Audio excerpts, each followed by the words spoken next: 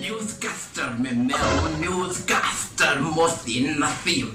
तो है मैं उस पे कोई कमेंट पास नहीं करूंगा, पर मैं बात करूंगा सूबा सिंध की हुकूमत जो अब जा चुकी है। पूरे 10 साल उन्होंने सिंध पे हुकूमत करी।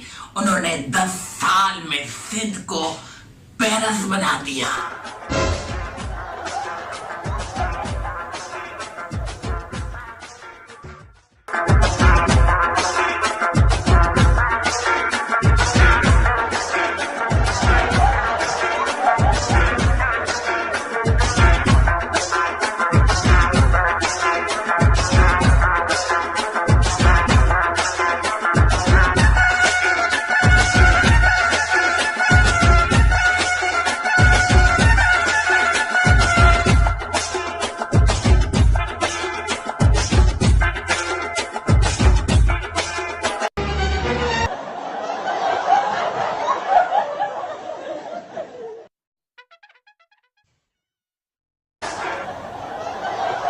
सिंध हुकूमत की ऐसी कारकर्दगी रही कि पाकिस्तान के दूसरे सूबे भी हैरत की उंगलियां चबा रहे हैं और दूसरे ममालिक से मुझे फोन भी आ रहे हैं कि सिंध हुकूमत ने आखिरकार ऐसी क्या पॉलिसी करी कि पूरा सिंध कराची से लेके कश्मीर तक